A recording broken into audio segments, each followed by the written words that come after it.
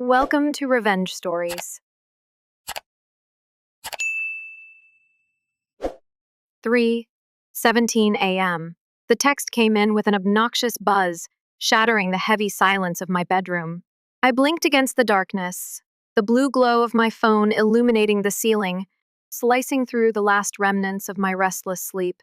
My hand trembled slightly as I reached for it, though I couldn't explain why. Maybe it was the hour, maybe it was instinct, but something in my gut tightened before I even unlocked the screen. Sold our Cape Cod beach house and transferred all our savings to start my new life with Jessica. Enjoy being homeless, lol. Don't bother calling changing my number tomorrow. For a moment, I just stared. The words on the screen didn't make sense, not at first. My mind refused to process them, like they were written in a foreign language, some grotesque joke I hadn't been let in on. Then, like a wave crashing over jagged rocks, realization hit. The bile rose in my throat so fast I had to suck in a sharp breath to keep it down. Francis, my husband, my partner of 30 years, the man who once whispered promises of forever, who once traced his fingers along my jaw and told me I was his home was gone. And not just gone. He had ripped the foundation out from under me, laughing while he did it. Enjoy being homeless. The sheer casual cruelty of it made my vision blur. He had stolen everything. Not just the money, not just the house, but the years. The years I had given him. The sacrifices, the compromises, the patience through every one of his business trips that I now knew had been nothing but excuses. The late nights, the lies that were so easy to believe because I had wanted to believe them. Because I had loved him, Jessica, 29, personal trainer, Instagram full of carefully curated thirst traps and faux inspirational quotes about living your best life.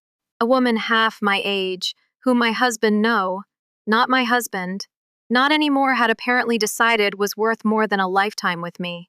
Rage coiled in my stomach, thick and venomous.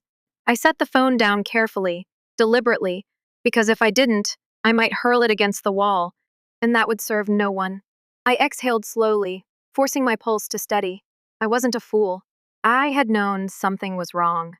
The sudden obsession with fitness, the expensive training sessions, the weight loss he flaunted like some sort of personal rebirth, the locked phone, the whispers behind closed doors, the charges on the credit card that he always had a plausible excuse for. And yet, even knowing all that, I had never expected this. I turned, my gaze landing on the framed wedding photo on my nightstand. The image blurred as my eyes burned, but I refused to cry. Crying was for mourning, and I would not mourn a man who had discarded me like a used napkin. I would not be another woman left to pick up the pieces, while he rode off into the sunset with a younger model. My hands clenched into fists, nails digging into my palms. No, he doesn't get to win. Not like this. Francis thought he had played me. He thought he had gutted our marriage and walked away unscathed. He thought I was just some naive, unsuspecting fool who would crumble under the weight of his betrayal, too stunned to fight back. He had no idea who he was dealing with. I reached for my phone again, this time with purpose. My fingers moved swiftly, unlocking it, scrolling past his pathetic message, past the years of empty words and hollow promises, past the decades I had wasted until I found what I was looking for. My emergency contacts, Diane, my attorney, my brilliant, ruthless, take no prisoners attorney. I tapped her name, pressed call, and brought the phone to my ear. It rang twice before a sleepy voice answered. Alice, it's late. What's wrong? I inhaled deeply, letting the cool night air fill my lungs, letting the fury settle into something sharp, something cold, something I could wield. Diane, I said, my voice steady, unshaken. It's time. There was a beat of silence on the other end before she exhaled sharply. He did it. Yes. And you're ready? A slow, deliberate smile curled my lips. Oh, I've never been more ready. Francis thought he had outplayed me, but what he didn't know, what he had never bothered to consider, was that while he had been sneaking around, plotting his grand escape, I had been watching, listening, preparing. And he was about to find out exactly what happens when you underestimate the woman you betrayed. Francis had always been a man who believed himself untouchable. He lived his life with the arrogance of someone who thought rules were mere suggestions, that consequences were for other people. He was confident, so supremely confident, that he could rob me blind, abandon me with nothing, and disappear into his self-indulgent fantasy with Jessica, all without a second thought. But Francis had made a critical mistake. He had underestimated me. By the time the first tendrils of dawn crept through my bedroom window, my mind was razor sharp, my heart a steady drum of calculated fury. There was no room for grief, no space for tears. This was war, and I intended to win. I poured myself a cup of coffee, black and scalding, then settled at my desk. My hands were steady. As I opened the thick manila folder, labeled Francis Documentation, months of suspicion had driven me to prepare for this very moment. Every uneasy glance, every changed password, every business trip that coincidentally aligned with Jessica's Instagram posts, piece by piece, I had built my case meticulously, methodically. The first red flag had come in the form of a $500 charge at Elite Training Solutions, a high-end personal training studio that catered to Boston's wealthiest clients. Francis had always scoffed at the idea of exercise, yet suddenly, he was attending sessions 3 times a week. "I'm just trying to take better care of myself," he had said, flashing me a condescending smile, as if I should be grateful.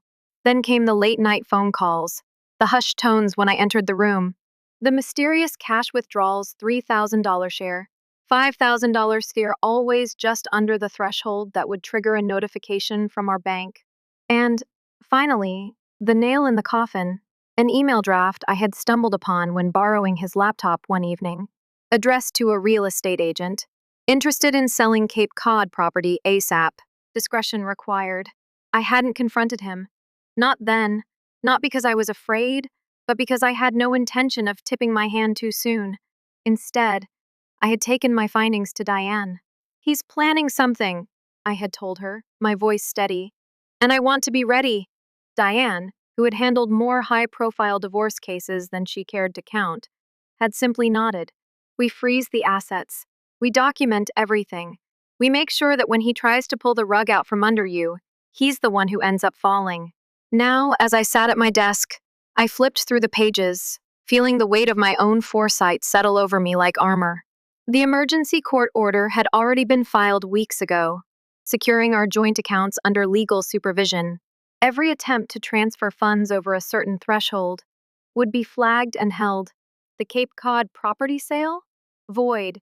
The offshore account he had so smugly set up? Frozen. Francis thought he had played the perfect con, but while he had been planning his grand escape, I had been constructing a cage around him, brick by legal brick. A sharp ping from my laptop drew my attention. A banking alert. Someone was attempting to access our joint account from an international IP address. I exhaled slowly, picturing him in some overpriced Balinese villa, smug and self-satisfied, Jessica draped over his arm as he reached for his phone, expecting to revel in his stolen fortune.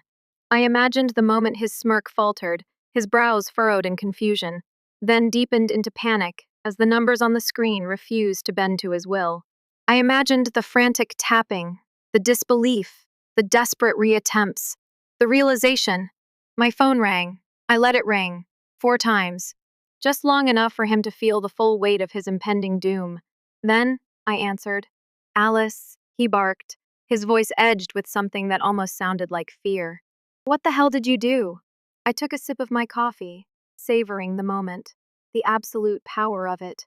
"Good morning, Francis. I see you checked the accounts. You had no right, correction.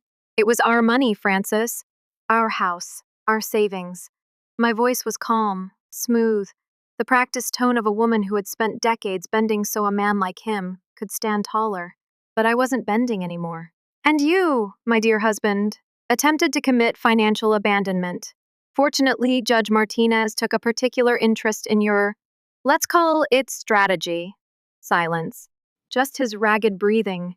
Just the sound of his carefully built lies unraveling in real time. Then, a voice in the background, high-pitched, annoyed. "Jessica, what's going on, babe?" I heard her ask, her voice laced with irritation. I thought you said. I couldn't stop the small smile that curved my lips. Ah, is that Jessica? I mused. You might want to let her know that the offshore account is frozen. Oh, and the authorities have been notified about potential tax evasion. I'm sure she'll find that enlightening. Francis's breath hitched. You've been spying on me? I laughed, low and quiet. No, Francis. I've been protecting myself. There's a difference. Jessica's voice rose in the background. What do you mean the money's gone? I could picture it perfectly. The dawning horror on his face, the way his hands might have begun to shake, the moment he realized he wasn't the predator in this story. He was the prey. Francis, the first said. My voice all sugar and steel. I suggest you find a good attorney. Oh, and one more thing. I let the pause hang, just enough to twist the knife. The children know. The sharp inhale on the other end told me everything I needed to know. I hung up, setting my phone down with a quiet sense of finality. Francis thought he had won. He had no idea the game had only just begun. The day Francis landed back in Boston, the city was wrapped in the sharp bite of autumn, crisp and unforgiving, fitting. There was no warm welcome waiting for him, no soft place to land. He had burned that bridge the moment he pressed send on that pathetic text from Bali. Now, all that was left was the reckoning. I sat at my dining room table, fingers tracing the rim of my coffee cup, watching the clock tick closer to his arrival. Diane sat across from me, her expression unreadable as she sorted through the neatly stacked documents before her. Court orders, banking records. The undeniable paper trail of Francis's attempted betrayal now flipped into his own undoing. He's desperate, Diane said, breaking the silence. His lawyer called this morning, scrambling for an emergency meeting. He thinks he can negotiate his way out of this. I let out a quiet breath, letting the satisfaction settle deep in my chest. Let him try. When Francis walked through the courthouse doors that afternoon, he was not the man who had strutted through life with the arrogance of someone who believed himself untouchable. He looked smaller somehow, shrunken in his expensive coat, his once carefully styled hair disheveled, his face etched with the lines of sleepless nights and panic. Good. I didn't rise when he entered. I wanted him to feel it, that shift in power, that slow, suffocating realization that he was no longer in control. I watched as he scanned the room, eyes flicking from me to Diane, then to the court officer stationed near the entrance. His gaze darkened, jaw tightening. He opened his mouth, maybe to throw some last-ditch insult, some weak attempt to regain the upper hand. But before he could utter a single word, the court officer stepped forward and placed a thick envelope into his hands. Francis frowned, flipping it open. As his eyes scanned the contents, his face drained of color. "What is this?" he demanded, voice shaking just enough for me to catch it. Diane leaned forward, her tone clinical, professional, deadly.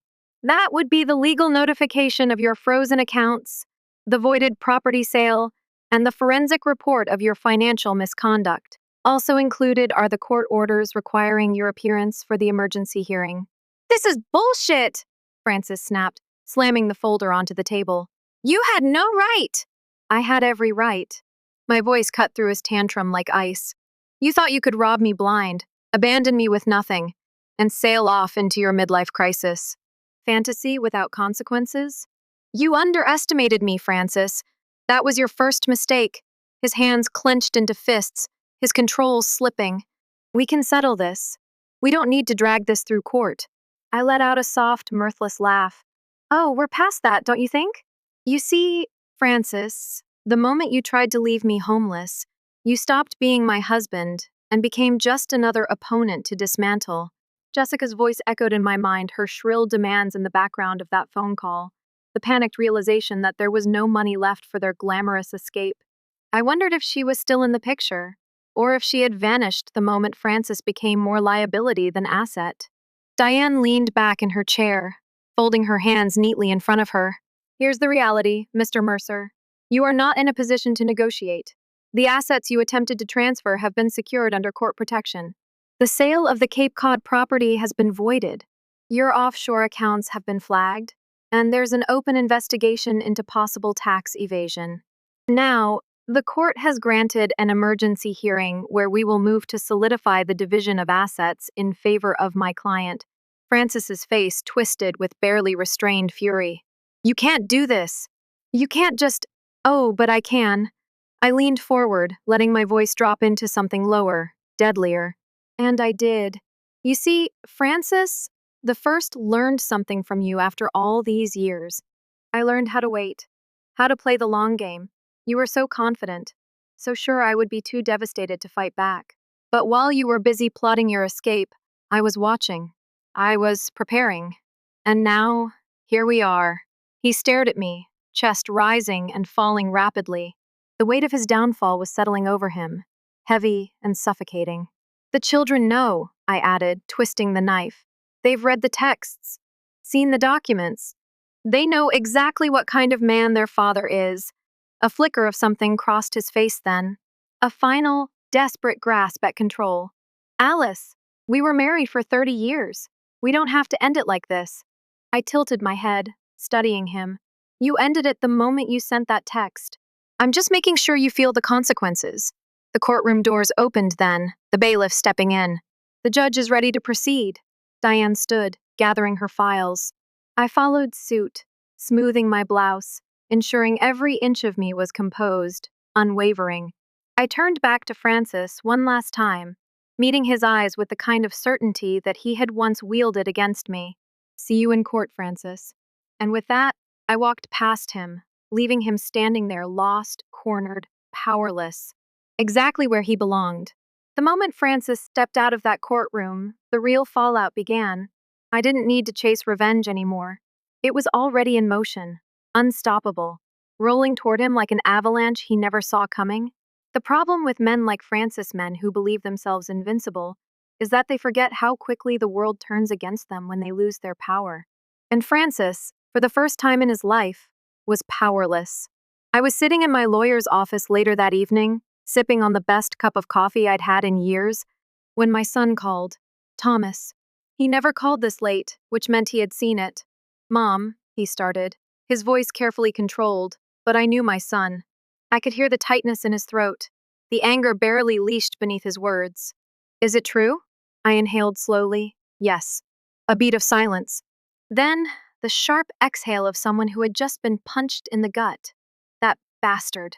He actually tried to leave you with nothing? He didn't try, I corrected, a small smile curling at my lips. He thought he had already succeeded. I heard shuffling on the other end, muffled voices. Elise was there too. My daughter, the softer one, the one who had always believed in the good in people, especially her father, until now. What did you tell them? Elise's voice was quieter, but there was no mistaking the steel underneath. Everything. I had sat them down 3 nights ago, knowing they would eventually hear the details from someone else. They deserved to hear the truth from me. I had shown them the messages, the financial documents, the recorded call with Francis screaming at me when he realized he was locked out of his own accounts. Elise had cried. Thomas had clenched his fists so tightly his knuckles had gone white. But now there were no tears in Elise's voice, just the quiet fury of a daughter betrayed. Have you seen the article? Thomas asked. It's all over the place. I leaned back in my chair, exhaling through my nose. Of course it was. Diane had warned me earlier that once the court orders became public record, the story would spread. But what neither of us anticipated was just how fast it would explode. Apparently, Jessica, the woman my husband had so eagerly thrown his life away for, had wasted no time trying to salvage her reputation. She had leaked a statement to a local news outlet, claiming she had been misled about Francis's financial situation, that she never would have been involved had she known he was trying to defraud his own wife. Which, of course, was absolute bullshit. She's playing the victim, Thomas muttered, the disgust clear in his voice, like she wasn't fully on board until the money disappeared. She's trying to save herself, I mused, swirling my coffee, and throwing Francis under the bus in the process. Elise made a scoffing sound. I hope she runs him over with it. I smiled. My sweet girl had fire in her after all. The floodgates had opened. Francis had spent years carefully curating his image, the successful businessman, the devoted family man, the provider. But reputations don't crumble gently. They shatter. And now, the people who had once lined up to bask in his glow were sprinting for cover. His company had already issued a statement distancing themselves from his personal misconduct. Clients were withdrawing business deals. The country club, where he had once been treated like royalty, had quietly removed his name from their member list. And then there was Michael, Francis's brother. The moment I saw his name flash across my screen, I knew this was about to get even better. I let the phone ring once, twice. Then I answered. Alice. Michael's voice was calm, but I knew him too well. He was furious. I just got off the phone with Francis. What the hell was he thinking? I let out a soft, amused breath. I assume that's rhetorical. A long pause. Then, I want you to know, I had no idea. If I had, I would have stopped him. I believed him. Michael and I had never been particularly close, but he was a decent man. And, unlike his brother, he had a moral compass that wasn't completely broken. I appreciate that, I said honestly. Another pause. Then a quiet sigh. He's unraveling, Alice. He called me an hour ago, begging for a loan. He's staying in some cheap motel near the airport. Jessica's gone. His friends aren't answering his calls, and he has no idea what to do. I closed my eyes, letting the satisfaction roll through me. Francis Mercer, reduced to nothing. He's asking for a meeting, Michael continued. With you. I laughed. Actually laughed. Why on earth would I do that? He says he wants to apologize. No, he wants to negotiate. I took a sip of my coffee, savoring the moment. And there's nothing left to negotiate. Michael was silent for a moment. Then he sighed. I figured as much. I told him he was on his own. For the first time in years, I felt it the true, undeniable power of being done. Francis wasn't my problem anymore. His misery, his downfall, his pathetic scramble to reclaim even a fraction of what he had lost. It wasn't mine to fix. I had survived him. I had beaten him. And now, I was free. I hope he enjoys being homeless, I mused, throwing his own words back into the fire where they belonged. Michael let out a low chuckle. Damn, you really won. Yes, I did. And for the first time in a long, long time, I smiled. The air inside the courthouse was thick with the weight of unspoken words, a quiet storm waiting to break. I sat at the plaintiff's table, hands folded neatly in front of me, my expression composed. I had waited for this moment. I had earned this moment. Francis shuffled into the courtroom, looking like a man who hadn't slept in days. The sharp, tailored suits he once wore like armor were gone, replaced with something wrinkled, a little too big on him. His arrogance had drained away, leaving behind someone who finally understood what it meant to lose. Good. He wouldn't meet my eyes. His lawyer, Gregory Powell, a high-powered litigator with a reputation for cutting brutal deals, cleared his throat and addressed the judge. Your Honor, my client would like to offer a settlement. Judge Martinez, a woman with sharp eyes and little patience for men like Francis, didn't even look up from the paperwork in front of her. Miss S. Mercer, is this the first time you're hearing of this offer? I tilted my head, feigning curiosity. Yes, Your Honor. I wasn't aware my husband had anything left to offer. The corner of her mouth twitched just barely, but I saw it. She turned to Powell. Proceed. Powell straightened his tie, glancing at Francis, who still refused to look at me. Mr. Mercer is willing to concede full ownership of the Cape Cod property in exchange for an expedited divorce process and the lifting of financial freezes on his remaining liquid assets. For the first time since the hearing began, I let out a quiet laugh. The sound echoed in the courtroom, cutting through the sterile silence like a blade. Mr. Mercer is willing to concede ownership of a house that has been in my family for 4 generations? The same house he attempted to steal from me and sell behind my back? I turned to the judge, my smile polite. Forgive me, Your Honor, but this isn't a settlement. It's a joke! Francis finally snapped his gaze to mine. Alice, be reasonable. Reasonable? My voice was soft, but the steel beneath it was unmistakable. Francis, you sent me a text at 3 a.m. telling me to enjoy being homeless. Now, because your grand plan has fallen apart, you think you can sit here and negotiate with me like we're business partners? I leaned forward, holding his gaze until he had no choice but to feel it the weight of his own failure. You don't get to rewrite the story. His jaw tightened, but he said nothing. Judge Martinez flipped through the documents in front of her. Given the extensive evidence of financial misconduct and attempted abandonment, the court is not inclined to view Mr. Mercer's proposal as reasonable. She turned to Powell. Unless you have something else, we will proceed with the ruling. Powell hesitated, then shook his head. No, Your Honor. Very well. She adjusted her glasses and looked directly at Francis. Mr. Mercer, the court finds that your actions were deliberate, deceptive, and financially predatory. Your attempt to liquidate marital assets without consent or legal grounds constitutes fraud. Francis swallowed hard. As such, she continued, the court upholds the freezing of all remaining assets until an equitable division can be finalized. Additionally, given your explicit intent to leave your spouse in financial ruin, the court awards full ownership of the Cape Cod property, the marital home, and 70% of all joint savings and retirement funds to Miss S. Mercer. Francis inhaled sharply, fingers gripping the table. 70? You're lucky it's not more. The judge cut him off, her voice like a blade. Furthermore, given your multiple attempts to circumvent court orders, you are hereby required to pay Miss S. Mercer's legal fees in full. Your passport remains flagged, and any further attempts to access frozen funds without court approval will be considered contempt of court and result in further legal consequences. Do you understand? Francis looked to Powell, as if hoping his lawyer might somehow reverse time, undo the mess he had created. But Powell just exhaled sharply, nodding. We understand, Your Honor. Good. Judge Martinez stacked the papers in front of her. Then we're finished here. The gavel struck. The sound rang through the courtroom. Final and absolute. It was over.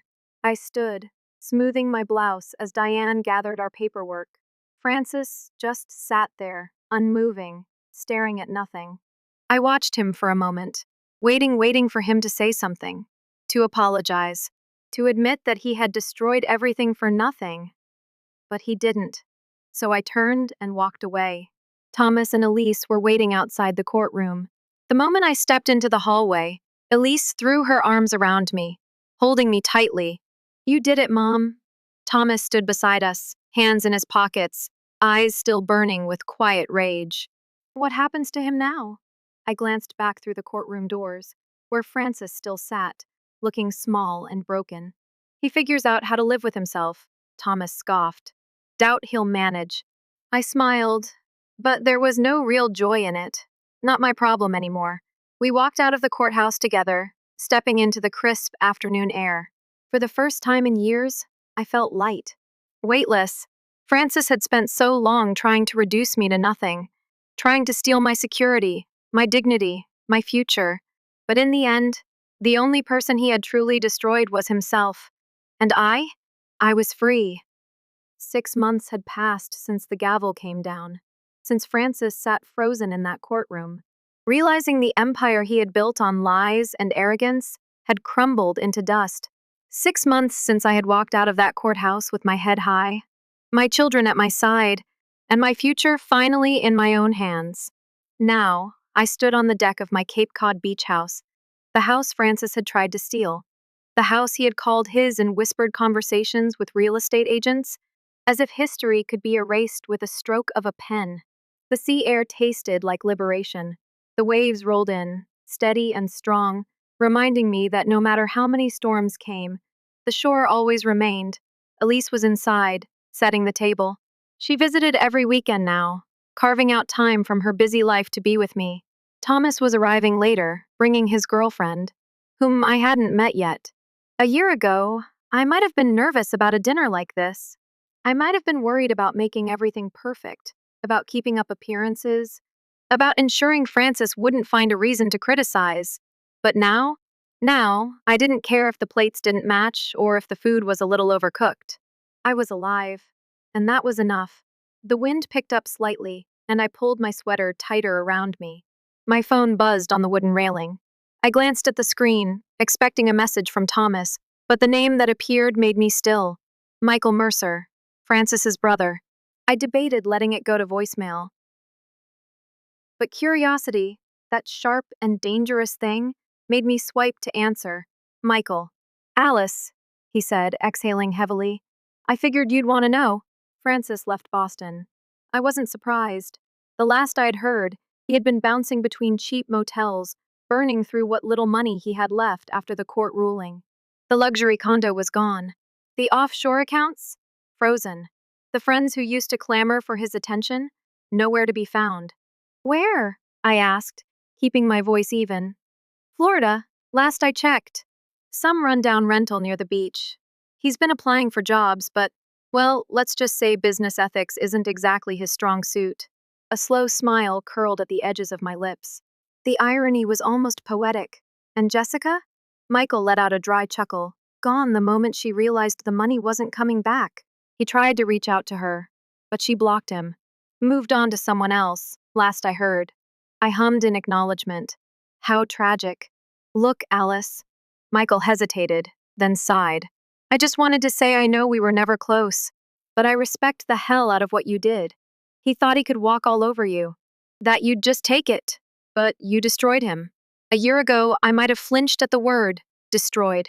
Back then, revenge felt like a dangerous thing, a bitter pill that might poison me in the process. But now? Now, I understood it wasn't revenge at all. It was justice. I didn't destroy him, Michael. The first corrected.